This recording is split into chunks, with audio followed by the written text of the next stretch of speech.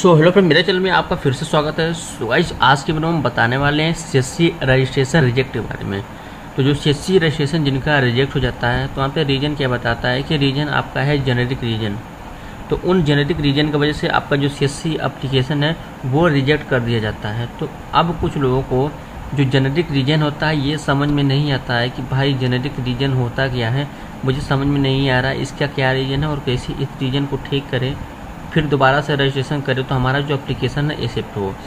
और साथ में बताने वाले हैं कि बैंकिंग डिटेल्स की वजह भी रिजेक्ट होता है। उसके बाद और भी कुछ प्रॉब्लम आती है, डॉक्यूमेंट POI POA की वजह से भी रिजेक्ट होता है। तो डॉक्यूमेंट POI POA क्या होता है, इनवैलिड बैंकिंग डिटेल्स कैसे डालें, तो इस वीडियो में सारा कवर करने वाले हैं। सो गाइस, वीडियो को स्टार्ट करते हैं। गाइस, वीडियो को स्टार्ट करने से पहले तो अभी तक आप चैनल को सब्सक्राइब नहीं किए हैं तो चैनल को जरूर सब्सक्राइब कर ले। बेल आइकन सबसे जरूर प्रेस करना, क्योंकि बेल आइकन प्रेस करेंगे तभी मैं सीएससी के संबंधित कुछ भी टॉपिक वीडियो अपलोड करता हूं उसकी नोटिफिकेशन सबसे पहले आपके मोबाइल पे चली जाए ताकि आप वीडियो देख सकें। दोस्तों, अब हम बात करने वाले हैं बैंकिंग डिटेल्स के बारे में। तो आप बैंकिंग डिटेल्स की वजह जो एप्लीकेशन रिजेक्ट होता है, तो यहाँ पे देखिए बैंकिंग डिटेल्स आपको कैसे डालना आपको मैं बताता हूँ।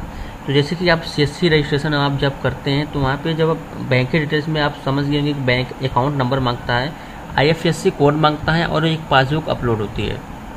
तो देखिए सबसे पहले आपको ध्यान यही देना है कि फॉर एग्जांपल जब जो आपके पासबुक के अकाउंट नंबर होता है, तो सीएससी रजिस्ट्रेशन में जब अकाउंट नंबर लिखने के लिए बोलता है तो पासबुक में जो अकाउंट नंबर है वही देख के एकदम फिल करना है, सही से फिल करना है। तो होता क्या है कि एक भी अक्षर इधर उधर हो जाता है, एक भी अक्षर अगर गलत रहेगा तो अब देखिए ये पासबुक भी अपलोड करना होता है। जैसे कि पासबुक आपने अपलोड कर दिया तो अब पासबुक में जो भी अकाउंट नंबर होता है, जो भी नेम होता है, आपको वहाँ पे अकाउंट नंबर सही से फिल करना होता है और नेम भी सही से फिल करना होता है। तो अगर भी एक अक्षर गलत हो गया तो अगर फिर से दोबारा सबमिट करेंगे तो जो आपकी एप्लीकेशन रिजेक्ट हो जाएगी।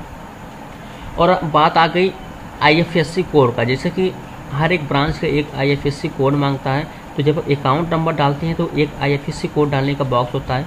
तो वहाँ पे जब IFSC कोड डालते हैं तो वहाँ पे होता क्या है कि IFSC कोड भी गलत डाल देते हैं।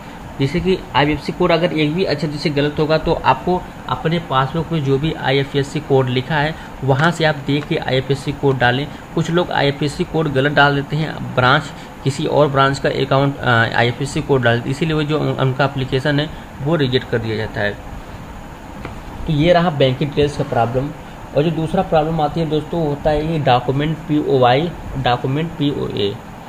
तो देखिए जिनका एप्लीकेशन डॉक्यूमेंट POI POA की वजह से रिजेक्ट होता है, मैं आपको बता दूं कि डॉक्यूमेंट POA ये होता है कि प्रूफ ऑफ एड्रेस होता है और डॉक्यूमेंट POI होता है प्रूफ ऑफ आइडेंटिटी। तो प्रूफ ऑफ आइडेंटिटी के बारे में बात करते हो, जैसे कि आप जाने होंगे आइडेंटिटी का मतलब होता है नेम। और फॉर एग्जाम्पल आधार कार्ड जो डॉक्यूमेंट आप लगाते हैं सीएससी रजिस्ट्रेशन में, जैसे कि हो गया आधार कार्ड हो गए, उसके बाद पैन कार्ड हो गए और तीसरा हो गए आपका पासबुक, बैंक का पासबुक। तो अब आपको ये देखना है कि आधार कार्ड और पैन कार्ड और पासबुक में तीनों एक समान नेम है कि नहीं। जैसे कि आधार कार्ड में प्रियांशु हो गया, पैन कार्ड में प्रियांशु हो गया और पासबुक में प्रियांशु हो गया। तो जैसे कि अगर आधार कार्ड पैन कार्ड में प्रियांशु है और पासबुक में कुछ और प्रियांशु गोल हो गया, यानी कि एक भी अक्षर तीनों में से कोई भी एक में मिस स्पेलिंग रहेगा तो जो आपकी आइडेंटिटी गलत हो जाती है। उसके बाद अब आते हैं प्रूफ ऑफ एड्रेस के बारे में। फॉर एग्जांपल आपके आधार कार्ड में एड्रेस होता है, उसके बाद पासबुक में एड्रेस होता है, पैन कार्ड में एड्रेस नहीं होते हैं। तो जैसे कि आधार कार्ड में अगर फॉर एग्जांपल पासबुक परमानेंटली सही है और पासबुक में गलत है, तो यहाँ पे देखिए तीनों में कहने का मतलब ये कि चाहे एड्रेस हो गए या फिर चाहे आइडेंटिटी हो गए, तो तीनों में एक समान नेम होना चाहिए, तीनों में एक समान डेट ऑफ बर्थ, एड्रेस जो भी है सब कुछ सही होना चाहिए, तीनों में पिन कोड जो होता है, डेट ऑफ बर्थ वगैरह सब कुछ सही होना चाहिए।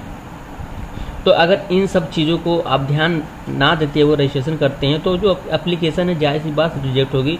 तो सबसे पहले आप अपने डॉक्यूमेंट्स को देखना है कि मेरे डॉक्यूमेंट में सब कुछ नेम वगैरह, डेट ऑफ बर्थ वगैरह, पिन वगैरह सब कुछ सही है कि नहीं। अगर सही है तब दोबारा रजिस्ट्रेशन करें, दोबारा कभी भी रिजेक्ट नहीं होगा।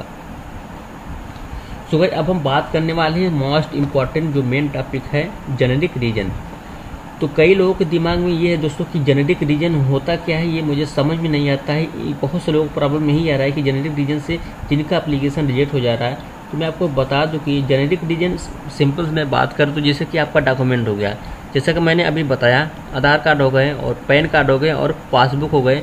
जेनेरिक रीजन का मतलब मैं जैसे कि बताया कि अगर एक भी अक्षर मिस स्पेलिंग रहेगा, जो आइडेंटिटी हो गए, जो एड्रेस हो गए, जो प्रूफ हो गए, अगर मेन होता है आइडेंटिटी, तो अगर आइडेंटिटी एक भी अक्षर गलत रहेगा तो आपको ये एप्लीकेशन रिजेक्ट कर दिया जाएगा।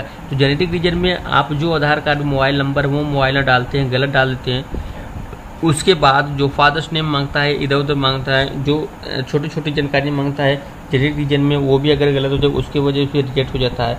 उसके बाद सरनेम आप नहीं डाल पाते हैं, भूल जाते हैं, तो सरनेम की वजह से आपका जो जेनेटिक रीजन बताता है एप्लीकेशन रिजेक्ट कर दिया जाता है। और उसके बाद वहाँ पे देखिए अकाउंट नंबर जो सब कुछ यहाँ पे फिल करते हैं, फिल करने बाद जो नेम होता है, पासबुक का नेम होता है, वो भी गलत हो जाता है, तो उसको जेनेटिक नेम बोलते हैं। तो कहने का मतलब ये है कि छोटी छोटी जो प्रॉब्लम है यहाँ पे देखिए मोस्ट इम्पॉर्टेंट होता है, जब आप सीएससी को रजिस्ट्रेशन करने से पहले सबसे मोस्ट इम्पॉर्टेंट यही होता है कि सबसे पहले आप अपने डॉक्यूमेंट को इकट्ठा करें। आधार कार्ड ले, पैन कार्ड ले, पासबुक साथ में लें। साथ में लेने के बाद आपको देखना है कि मेरे आधार कार्ड और पैन कार्ड और पासबुक में सब कुछ एक समान है कि नहीं। मैं एक बार नहीं कई बार इस वीडियो में बोल चुका हूँ, एक समान है कि नहीं, क्योंकि अगर सारा कुछ डॉक्यूमेंट सब इकट्ठा करके आपके सामने रखेंगे तो यहाँ पे आपको नजर आएगा क्या गलत है क्या सही। तो यहाँ पे देखिए कुछ लोग बहुत ही बड़ा बेवकूफ़ होते हैं, यहाँ पे देखिए देखते हैं कि आधार कार्ड पैन कार्ड में मेरा नाम गलत है, फिर भी रजिस्ट्रेशन कर देते हैं, तो उसके बारे में रिसर्च नहीं करते, किसी से पूछते नहीं हैं। तो यहाँ पे देखिए अगर कुछ भी अक्षर आपको एक भी अक्षर मिस स्पेलिंग होता है तो आप रजिस्ट्रेशन मत करिए, यहाँ पे एप्लीकेशन आपका रिजेक्ट कर दिया जाता है। सबसे पहले आप अपने डॉक्यूमेंट को सही रखें, डॉक्यूमेंट को करेक्शन करवाएं, डॉक्यूमेंट को सही रखने के बाद फिर से दोबारा से रजिस्ट्रेशन करते हैं तो जो आपकी एप्लीकेशन है कभी भी रिजेक्ट नहीं होता है। और उसको एक प्रॉब्लम होती है बहुत से लोगों को, लॉन्गिट्यूड जो होता है लेटिट्यूड, तो ये ऑटोमेटिक यहाँ पे देखिए जब लोग सीएससी आप रजिस्ट्रेशन करते हैं तो कई बार होता है क्या कि ऑटोमेटिकली लॉन्गिट्यूड लेटिट्यूड अच्छे सिलेक्ट करते हैं तो सही एड्रेस पे सिलेक्ट हो जाता है, तो कुछ लोग प्रॉब्लम नहीं होती। लेकिन सबसे मोस्ट इंपॉर्टेंट है बहुत से लोगों को प्रॉब्लम होती है। तो यहाँ पे देखिए लॉन्गिट्यूड और लेटिट्यूड सिलेक्ट करना नहीं आता है तो वहाँ पे देखिए मैप के द्वारा एक मैप आपको वहाँ पे मिलता है, उस मैप के द्वारा जो आपका एड्रेस है वहाँ पे डाल के आपको यानी कि मिलाया जाता है। तो जैसे कि अगर आप जो भी मैं आपको गूगल पे ले जाता हूँ, गूगल पे ले जाने के बाद यहाँ पे देखिए मैं यहाँ पे सर्च करता हूँ जो भी एड्रेस है, जैसे फॉर एग्जांपल आपको एड्रेस डाल देना, जैसे कि हो गया मैं आजमगढ़ का यहाँ पे देखिए मैं डाल के आपको एक प्रूफ के साथ दिखाता हूँ। जैसे कि मैं यहाँ पे डाल देता हूँ आजमगढ़ का, मुझे लॉन्गिट्यूड और लेटिट्यूड देखना है तो मुझे लिखता है आजमगढ़ लिखना है, उसके बाद लेटिट्यूड और लॉन्गिट्यूड लिखना है। तो यहाँ पे देखिए यहाँ पे दिख गया, यहाँ पे देखिए 26.0739, यहाँ पे देखिए यहाँ पे लॉन्गिट्यूड लेटिट्यूड दिख गया। या फिर आप यहाँ पे सर्च कर सकते हैं, यहाँ पे www.letlong.net इस वेबसाइट पे क्लिक करके, इस वेबसाइट पे आप जैसे क्लिक करते हैं आपके सामने एक मैप खुल जाता है। यहाँ पे देखिए मैं आपको दिखा रहा हूँ, नीचे आते हैं थोड़ा सा, एक मैप आपको खुल गया, यहाँ पे देखिए एक मैप आपका खुल गया। उसके बाद यहाँ पे आप जो भी जहाँ तक आप लॉन्गिट्यूड लेटिट्यूड लेना चाहते हैं इस मैप के द्वारा सर्च करके यहाँ पे लॉन्गिट्यूड लेटिट्यूड यहाँ पे सिलेक्ट करके और जाके सीएससी में पेस्ट कर सकते हैं। तो यहाँ पे देखिए दोस्तों रीजन में यही आपको बताता हूँ कि सबसे पहले आपको डॉक्यूमेंट को सही रखना है, उसके बाद जेनेटिक रीजन है, आपको पता चल गया हो कि जेनेटिक रीजन होता क्या है, आप जेनेटिक रीजन को जो प्रॉब्लम है उससे दूर करें, दूर करने के बाद फिर से दोबारा से आपको रजिस्ट्रेशन करना है। सो गाइस वीडियो अगर पसंद आएगा तो वीडियो को लाइक करना मत भूलिएगा और वीडियो को ज़्यादा से ज़्यादा शेयर करें ताकि सभी वेल्ली भाई को पता चल सके। और गाइस अभी तक आप मुझे इंस्टाग्राम पे फॉलो नहीं किए तो मैंने डिस्क्रिप्शन में लिंक दे दिया, मुझे इंस्टाग्राम पे जरूर फॉलो किए। फॉलो करने के बाद अगर आपके मन में सीएससी के संबंधित या फिर किसी भी टॉपिक के बारे में प्रश्न पूछना है तो वीडियो के नीचे कमेंट जरूर करना, और यहाँ पे इंस्टाग्राम पे फॉलो करने के बाद वहाँ पे जरूर कमेंट करें क्योंकि मैं उसका रिप्लाई वहाँ पे तुरंत दे दूँगा। सो गाइस मिलते हैं नेक्स्ट वीडियो में नेक्स्ट टॉपिक के साथ, तब तक के लिए बहुत बहुत धन्यवाद।